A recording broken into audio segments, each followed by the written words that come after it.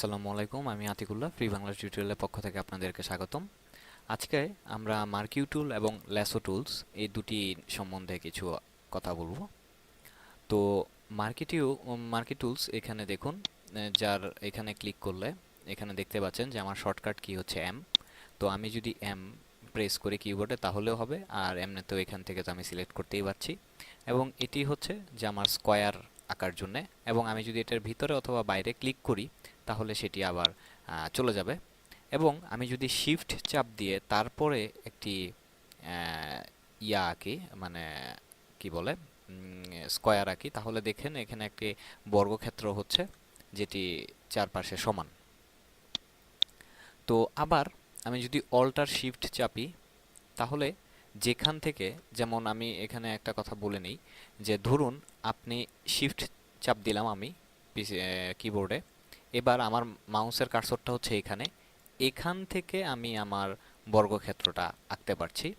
কিন্তু যদি এরকম হয় যে আমার এই হচ্ছে, এটা হচ্ছে আমার সেন্টার পয়েন্ট, এবং এই সেন্টার পয়েন্ট থেকে আমি বর্গক্ষেত্র, মানে আমার বর্গক্ষেত্রের সেন্টারটা এখানে থাকবে, তাহলে আমি শিফট এবং অল্টার প্রেস করে তারপরে এখন যদি আমি আমার চাপ দেই তাহলে এখানে দেখুন যে স্বভাবতই আমার সেন্টার পয়েন্ট এখান থেকে আমার সেই বর্গক্ষেত্রটা হয়েছে।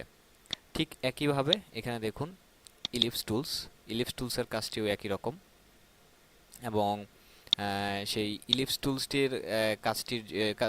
টুলসটির কাজ করার জন্য যেটি হবে সেটি হচ্ছে যে আপনি যদি মনে করেন, আরেকটি কথা বলতে ভুলে গেছি, যে আমরা ইচ্ছা করলে এটিকে ধরে আবার নাড়াতে সারাতে পারি। তো আমি যদি এখন একটি সার্কেল আঁকতে চাই তাহলে ইলিপস টুলসটি সিলেক্ট করে দেখুন এখানে আমি সার্কেল আঁকলাম, কিন্তু সার্কেলটি আমার চ্যাপ্টা হয়ে গেছে। তো সেটির ক্ষেত্রেও একই কথা, যে আমার যেটা করতে হবে সেটা হচ্ছে আমি শিফট চাপ দিয়ে দেখুন, এবার যদি আমি আমার সার্কেলটি আঁকি তাহলে সেটি একটি বৃত্ত, সুন্দর একটি বৃত্ত হচ্ছে। আবার একই কথা, যে আমি শিফট এবং অল্টার প্রেস করে আমার, এখন দেখুন মাউসের কার্সরটি যেখানে আছে সেখানে রেখে আমি শিফট এবং অল্টার প্রেস করে যদি এবার বৃত্তটি তৈরি করি তাহলে সেটি একটি বৃত্ত হচ্ছে, প্লাস আমি যেখান থেকে মাউসটি কার্সরটি শুরু করেছিলাম সেখান থেকে আমার সেই বৃত্তটি শুরু হয়েছে। তো এখানে আবার আমি আমার স্কোয়ার রেক্টেঙ্গুলারের মধ্যে ফিরে গেলাম, এবং এখানে আমি একটি স্কোয়ার আঁকলাম। তো এখানে দেখুন আরও তিনটি অপশন রয়েছে। এখানে এটির মধ্যে যখন আমি ক্লিক করি তখন দেখুন আমার মাউসের কার্সর পয়েন্টটির নিচে একটি প্লাস চিহ্ন চলে এসছে। তার মানে হচ্ছে এবার যদি আমি এটির মধ্যে এরকম একটা আঁকলাম ধরুন, তাহলে দেখুন এখানে ওই জিনিসটি এখানে যুক্ত হয়ে গেছে। আর এখানে রয়েছে এটির মধ্যে যদি ক্লিক করি তাহলে দেখুন এখানে হচ্ছে আমার মাইনাস, যে এখানে আমার এখানে যদি আমি এটি আঁকি মাঝখান দিয়ে ভাগ হয়ে গেল। সো আমার মনে হয় প্লাস এবং মাইনাসের কাজটি কি এটা আপনারা অলরেডি বুঝে গেছেন। তো এবার আমি যদি আবার রাউন্ডের মধ্যে গেলাম, আমি রাউন্ডের মধ্যে এটির ভেতরে ধরুন, ও আর আরেকটি কথা আমি বলতে ভুলে গেছিলাম, সেটি হচ্ছে যে আমি যদি সিলেক্টের মধ্যে যাই তাহলে হচ্ছে কন্ট্রোল ডি যদি চাপ দেই তাহলে সেটি হবে, এবং কন্ট্রোল ডি চাপ দিলে হচ্ছে আমার সেটি সিলেক্টটি ডিসিলেক্ট, মানে এটি আর সিলেক্ট হিসেবে থাকবে না। আবার আমি যদি রিসিলেক্ট, আবার নতুন যেমন ডিসিলেক্ট চলে গেছে, এখন আবার সিলেক্টের মধ্যে গিয়ে যদি শিফট কন্ট্রোল ডি দেই কিবোর্ডে তাহলেও হবে, অথবা এখান থেকে আমি যদি দেই তাহলে আবার এটি চলে আসলো। এবং আমি এডিটের মধ্যে গিয়ে ফিল কালার, এবং এটার মধ্যে আমি একটা কালার দিতে চাচ্ছি, ধরুন কি কালার,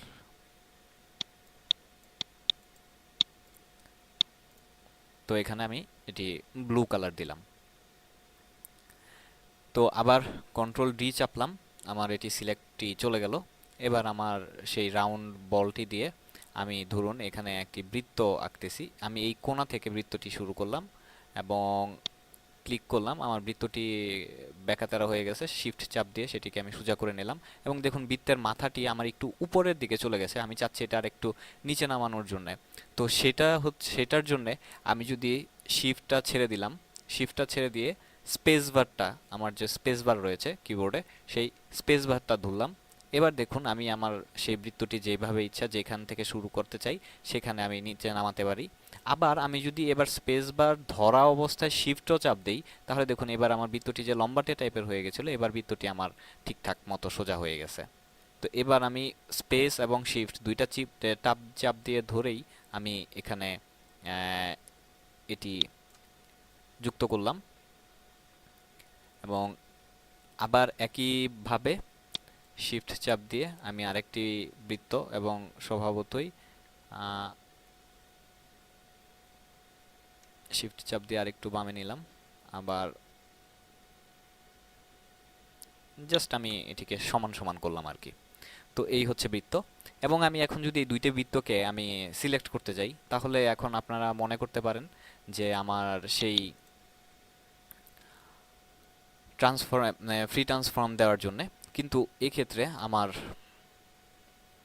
যেটি হচ্ছে এখানে সিলেক্ট মেনুতে গিয়ে ট্রান্সফর্ম সিলেকশন, এটির মধ্যে যদি আমি ক্লিক করি তাহলে দেখুন এবার একটি আমি সিলেক্ট করলাম এবং শিফট চাপ দিয়ে ড্র্যাগ করলাম এবং এখানে আমি এই বৃত্তটি এখানে এরকমভাবে নিয়ে আসলাম এবং এন্টার চাপ দিয়ে আবার বৃত্তটি নিয়ে আসলাম এবং আবার একইভাবে এডিট ফিলের মধ্যে এবার এটা যেহেতু আমার ব্যাকগ্রাউন্ড হোয়াইট, সো এখানে এবার আমার এটি দেখুন ভিতরে একটি হোয়াইট কালার হয়ে গেছে এবং সেটির মাধ্যমে এখানে আমার এরকমভাবে আমরা একটি জাস্ট এখানে আমি সেই জিনিসগুলো দেখাতে চাইছিলাম।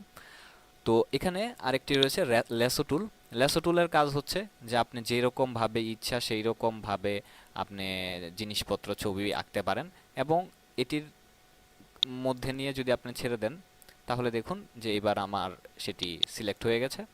আবার ঠিক একইভাবে যে এখান থেকে ধরুন আমি চাচ্ছি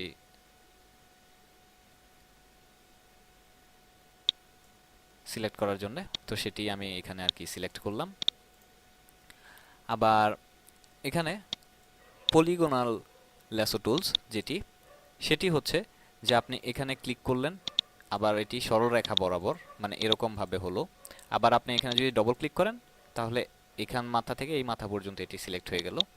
এবং আবার আমার এখানে দেখুন যে আমি যদি ধরুন এখানে ক্লিক করলাম, তারপর আবার এখানে ক্লিক করলাম, এখানে ক্লিক করলাম, এখানে ক্লিক করলাম, এখানে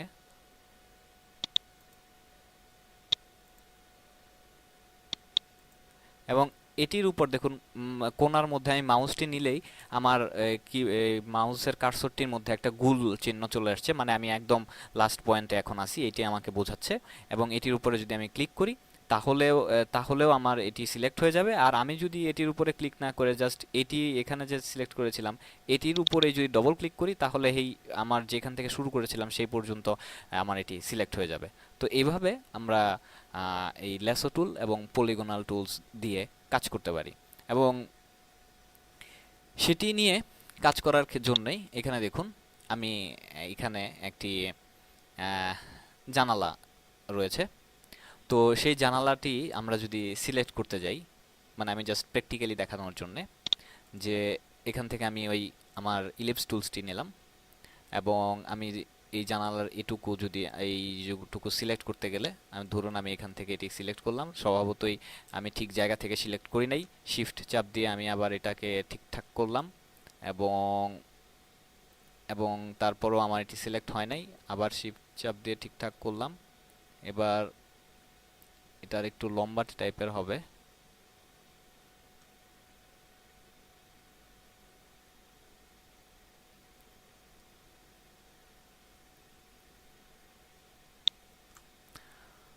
তো যাই হোক যতটুকু তাড়াতাড়ির মধ্যে আমি যতটুকু পেরেছি তো এরকমভাবে এটি সিলেক্ট করলাম। এবার আমি যদি আবার এই রেক্টেঙ্গুলার টুলসে চলে যাই, এবং এখানে দেখুন আমার মাইনাস হয়ে রয়েছে, আমি তো এটা মাইনাস করব না, মানে এটির সাথে এটিও যোগ যোগ করব, তো সেই হিসেবে আমার এখানে প্লাসের মধ্যে যেতে হবে। তো আমি প্লাসের মধ্যে ক্লিক করলাম, প্লাসের মধ্যে ক্লিক করে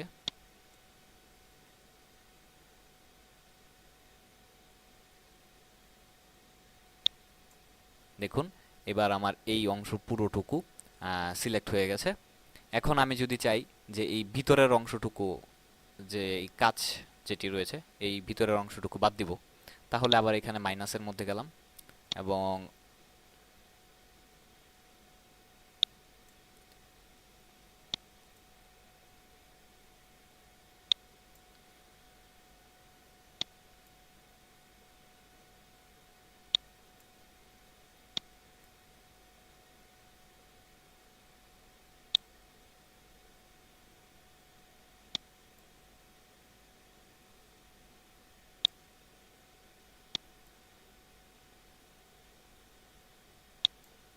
তো এটিকে সিলেক্ট করলাম। এখানে একটু গোল অংশ রয়েছে, সো এই গোল অংশটুকু যদি এখন আপনাকে সিলেক্ট করতে হয় তাহলে আবার ওই আমার ওই ল্যাসো টুল দিয়ে সিলেক্ট করতে হবে। তো আমি এটি অনেক সময়ের ব্যাপার, বুঝতেই পারছেন, তো আমি সেটির মধ্যে যাচ্ছি না। তো এবার এটি আমি মাইনাসের জন্য, বাট এই ভিতরের এই দাগের অংশটুকু আমি রাখতে যাচ্ছি, তাহলে আবার এখানে প্লাসের মধ্যে গেলাম, প্লাসের মধ্যে গিয়ে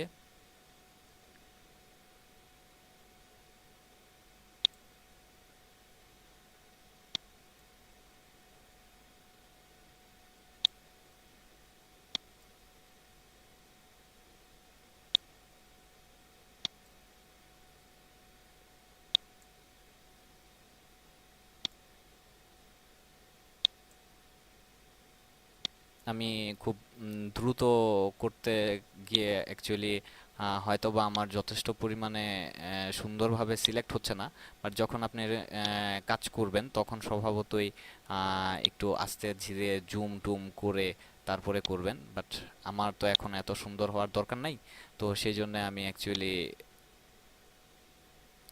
জাস্ট আপনাদেরকে দেখানোর জন্য এটুক।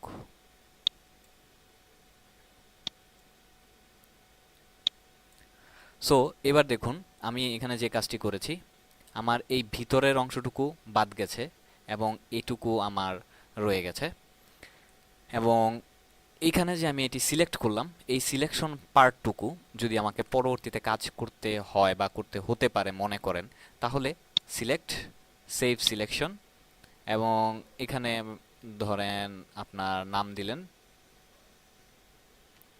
উইন, SELECT, উইন সিলেক্ট, ওকে। তো আমি এটিকে সেভ করে রাখলাম। সো ভবিষ্যতে আমার যদি আবার এটি সিলেক্ট করার দরকার পড়ে তাহলে আবার নতুন করে সিলেকশন করতে হবে না, আমি জাস্ট সিলেক্ট, লোড সিলেক্টের মধ্যে গেলেই আমার সেটি আবার পুনরায় লোড হয়ে যাবে। তো এটি সিলেক্ট করার পর এখানে দেখুন যে মনে করেন আমি এটির ব্রাইটনেসটা একটু বাড়াতে কমাতে চাই, তাহলে যে এখানে দেখুন ব্রাইটনেস এবং কনস্ট্যান্ট, এবং এখানে আরও অনেকগুলো আইকন রয়েছে। তো আপাতত আমি এটি দেখাচ্ছি যে ব্রাইটনেস এবং কনস্ট্যান্টের মধ্যে যদি আমি যাই তাহলে এখান থেকে আমি আমার ব্রাইটনেস বাড়াতে কমাতে পারবো আমার ইচ্ছা মতো, এবং ঠিক এখানে দেখুন যে আমার যে ওই যে ব্রাইটনেস বাড়াতে কমাতে কথাটা বলেছিলাম, এখানে একটি মাস্ক ইফেক্ট সহকারে তৈরি হয়ে গেছে, এবং এটি নিয়ে আমরা পরে আসতেছি, বাট এইভাবে এই জিনিসগুলা আমরা কাজ করতে পারি। তো বন্ধুরা আজকে এ পর্যন্তই, পরবর্তী টিউটোরিয়ালে আবার দেখা হবে, ধন্যবাদ।